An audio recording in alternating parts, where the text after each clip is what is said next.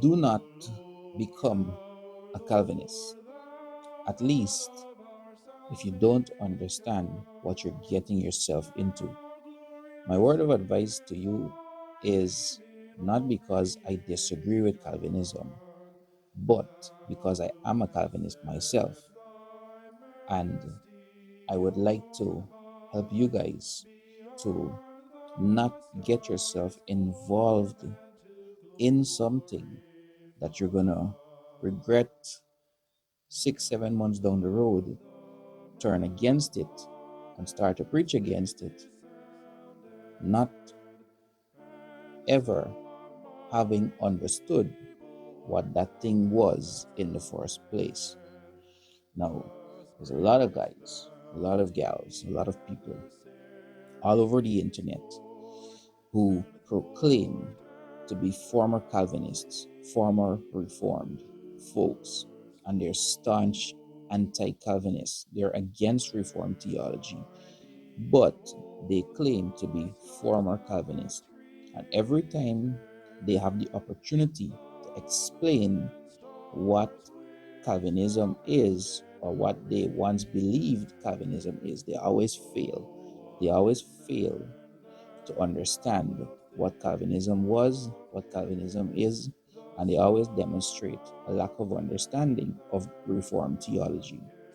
So, my advice to you at the very beginning of this video is stop.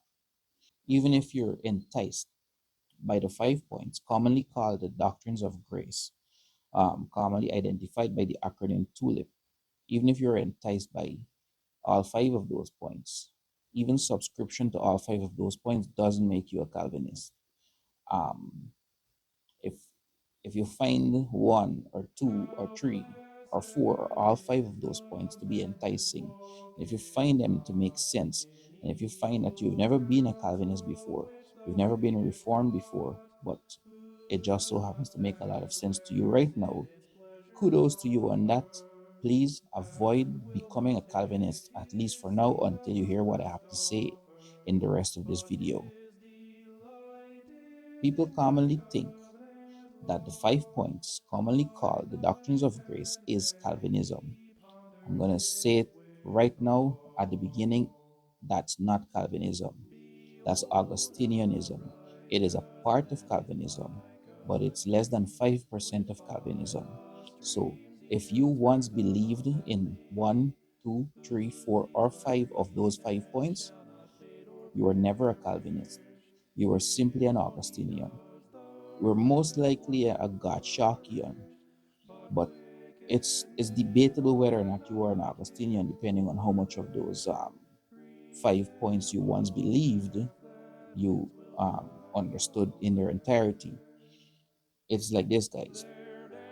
We are so confident, you and I, who are Christians, we are so confident that Hebrews chapter 6, verses 4 to 6 is clear and crystal clear that if anyone falls away from the faith,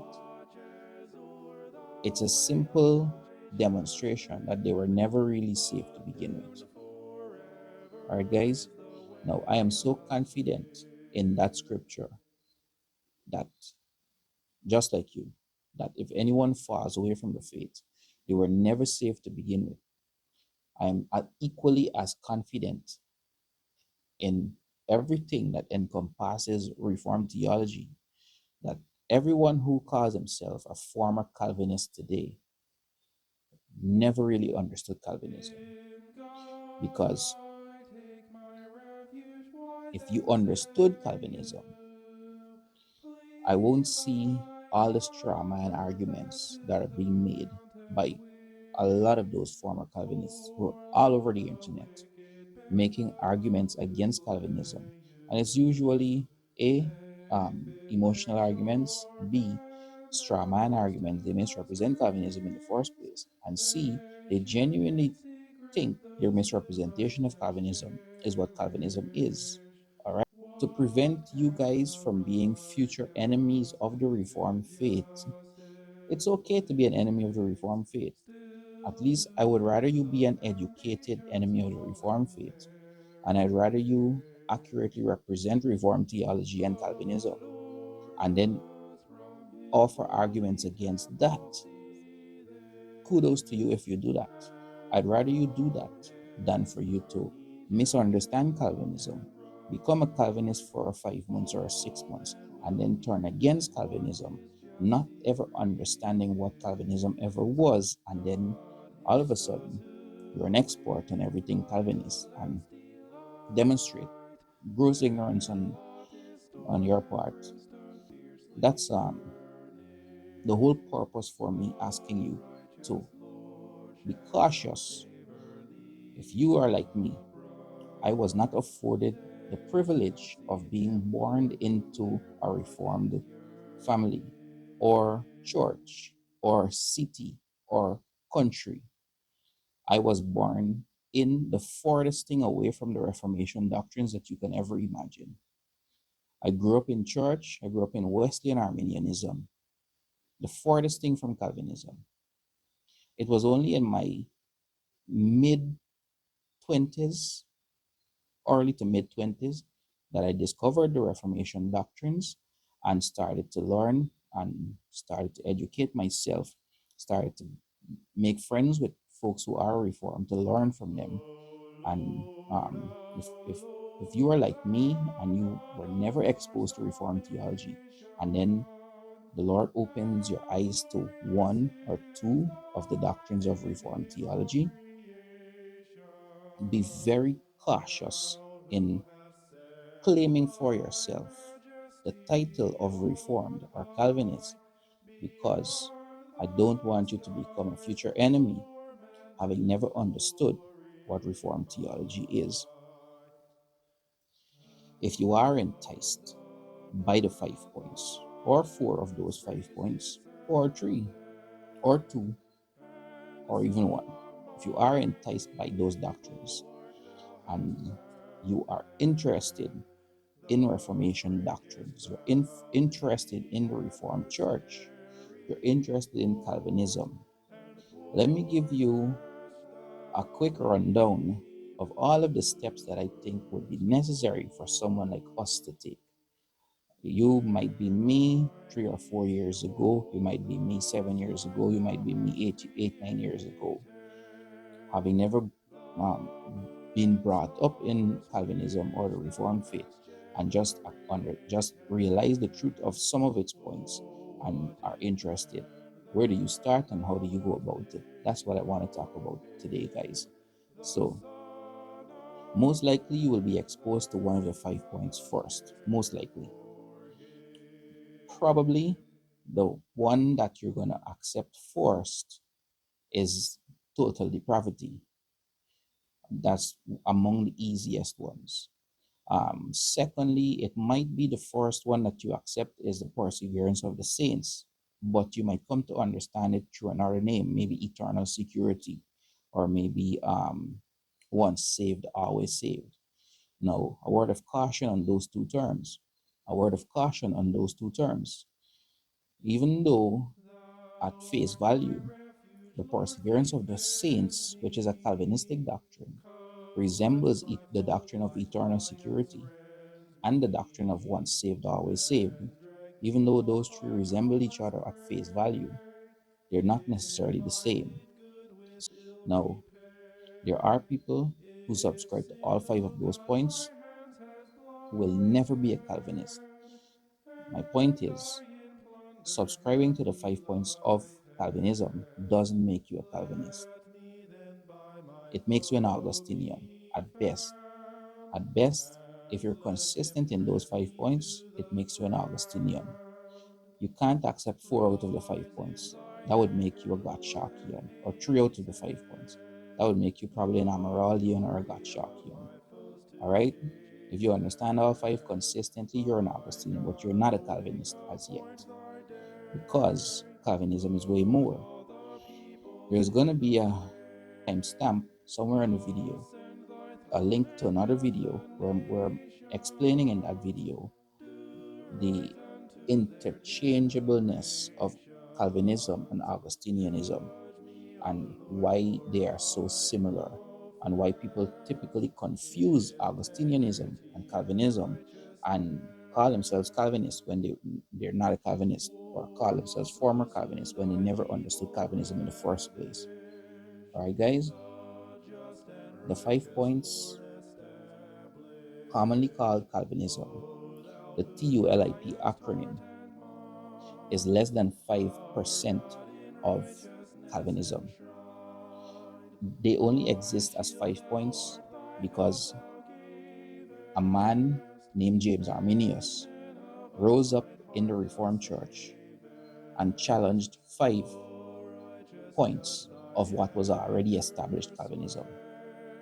If he had challenged 6 points or 8 points, there would have been 6 or 8 responses to him, and there would have been 6 or 8 points of Calvinism. He only challenged 5 points, and the church met and responded to his 5 objections. That is why you have 5 points of Calvinism.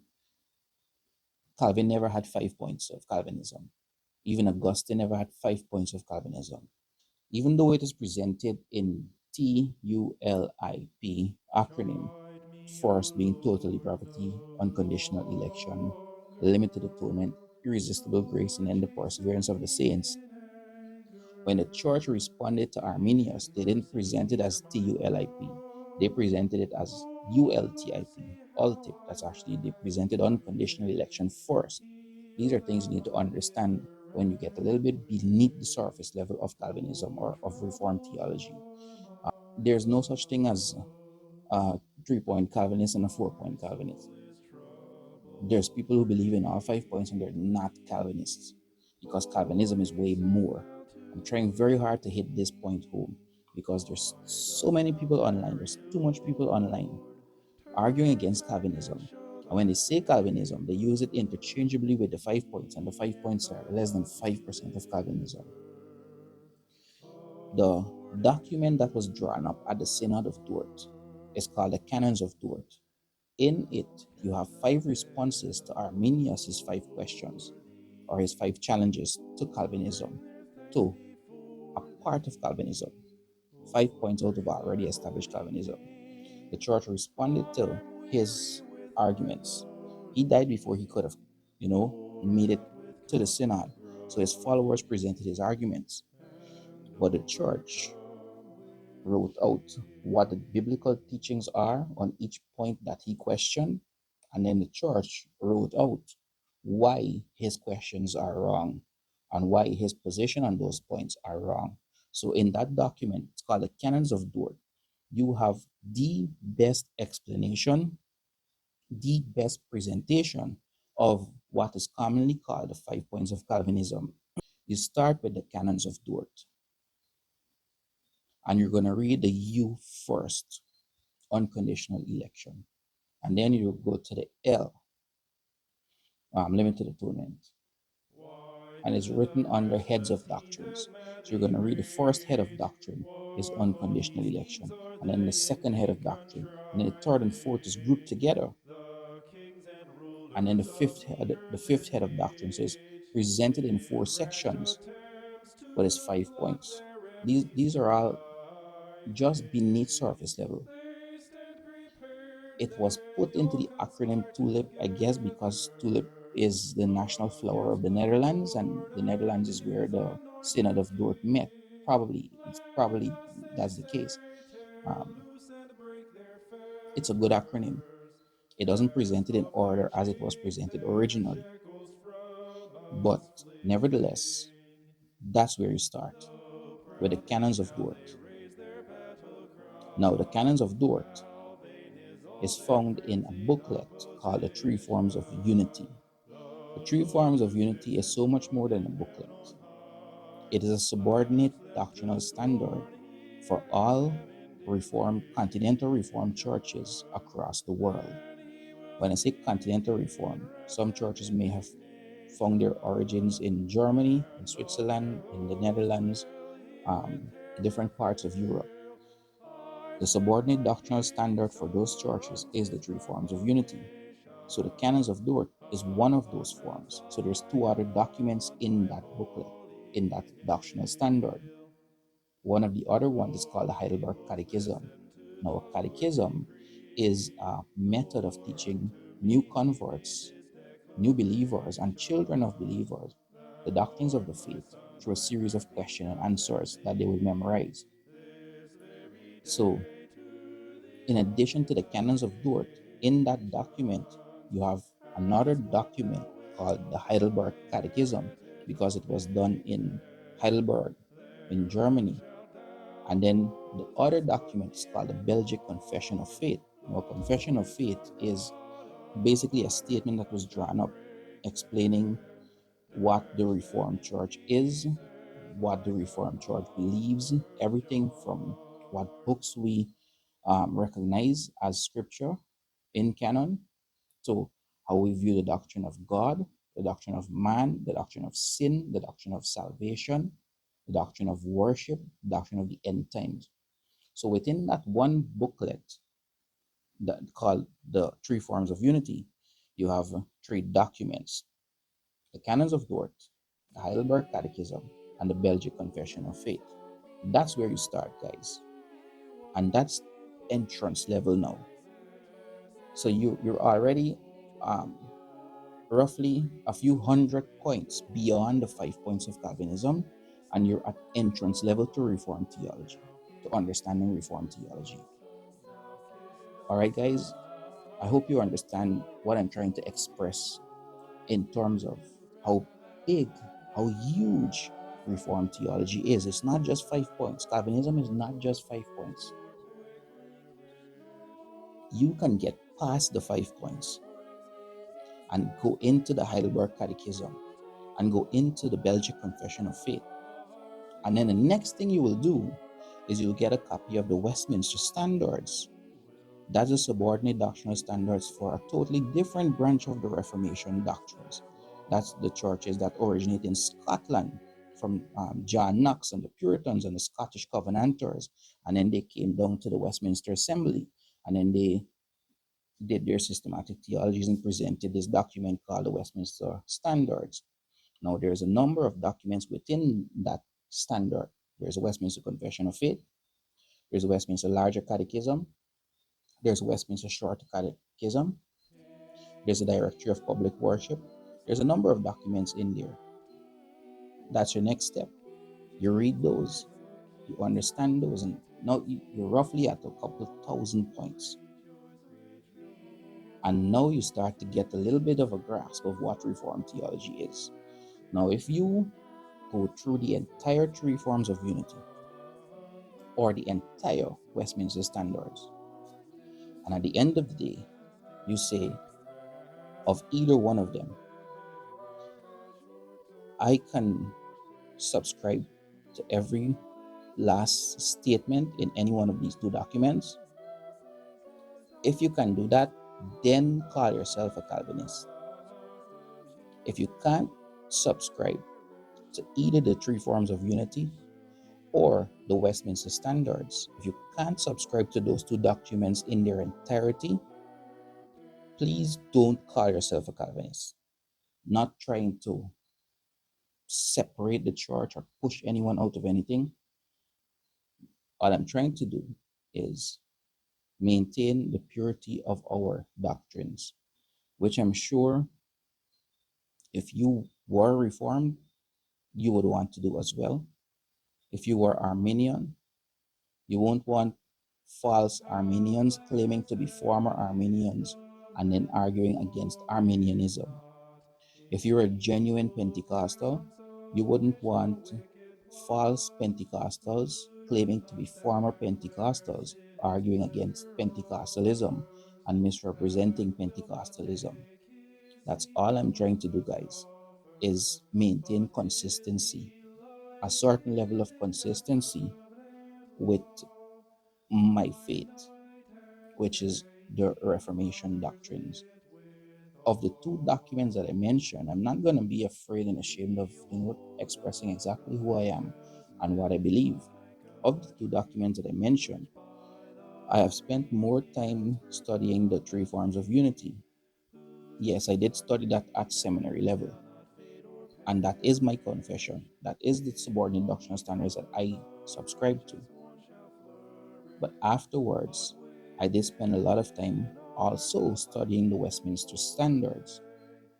And while the Three Forms of Unity is the document that I subscribe to officially, the Lord willing, if a church is planted where I live, or if I move to an area where there is a Reformed church, I'll try to get a church that has that document as their official subordinate doctrinal standard, because that's what I subscribe to.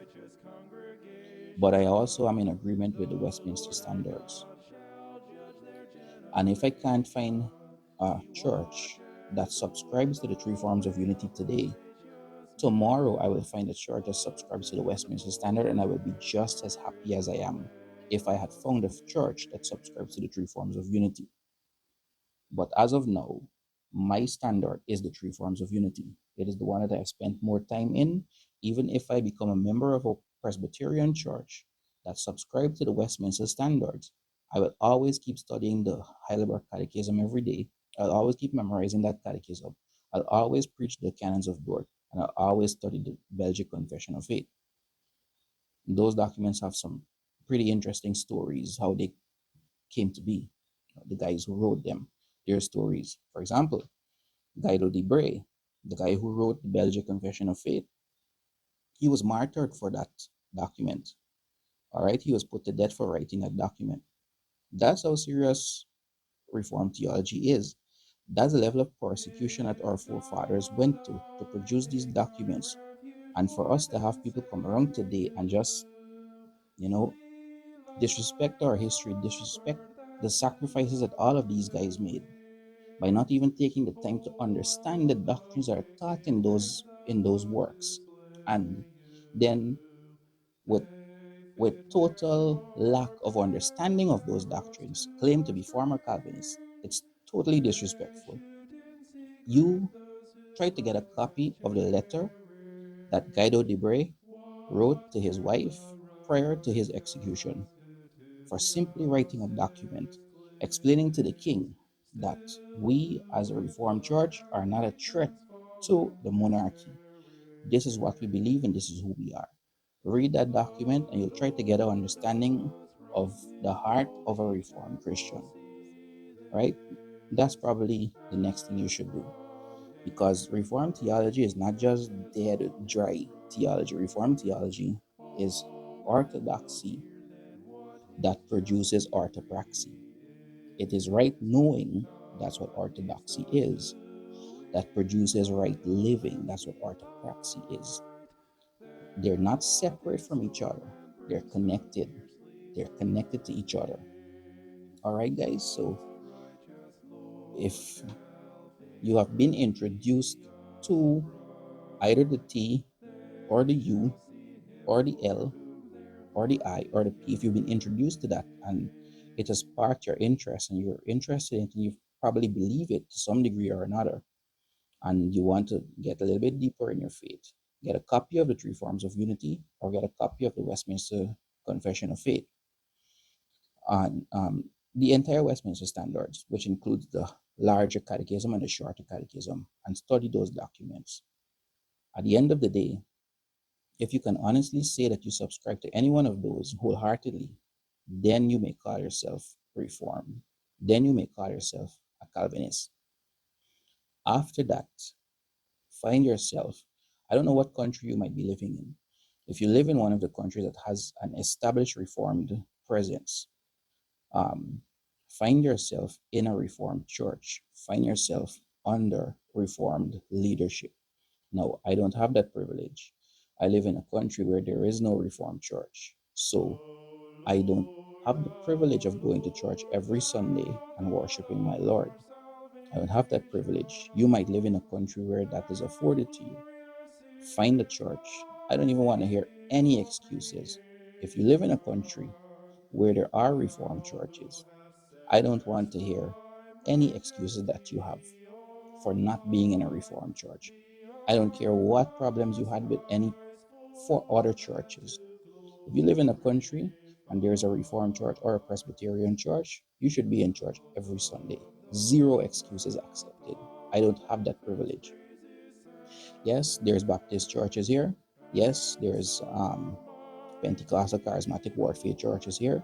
But I've been through too much. I've invested too much. I've spent too much. I've invested enough time and energy and effort behind learning Reformed theology to end up back in one of those churches after all that I've been through. And this is a hill that I will die on. I will not offer unregulated worship to my Lord after having my eyes open to regulated worship. That's a very good other step for you guys. Once you join a Reformed church, spend some time understanding the difference between regulated worship and unregulated worship. There is worship that is regulated by scripture, and there's worship that's not regulated by scripture. All right, guys, after you figure out that you subscribe to one of our standards and you join one of our churches, learn the regulative principle of worship. And after you learn the regulative principle of worship, reach the position that I am in now, that you will refuse to offer unregulated worship to God, because that worship is an abomination to God's soul.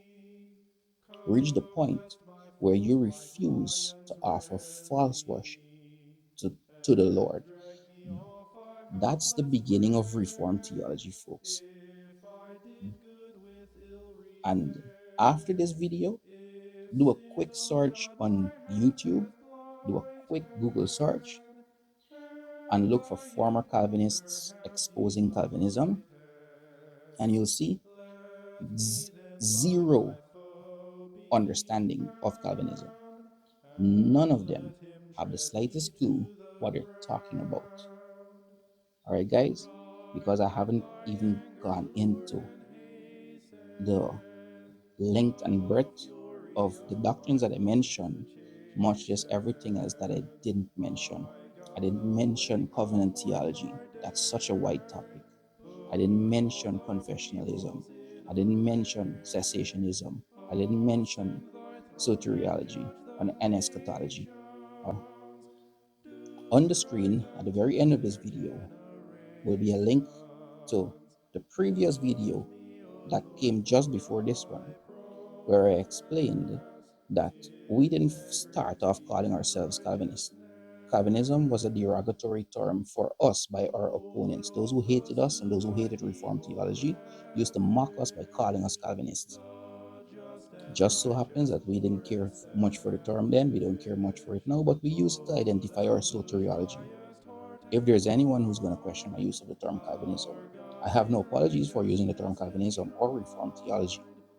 I just wanted to explain to you why I use the term. We didn't start calling ourselves Calvinists. We were called Calvinists as a derogatory term. We just happens to start using the term now. Anyway, guys, that's the end of this video. Subscribe for more. There's so much more to come. The Lord bless you all and the Lord keep you all.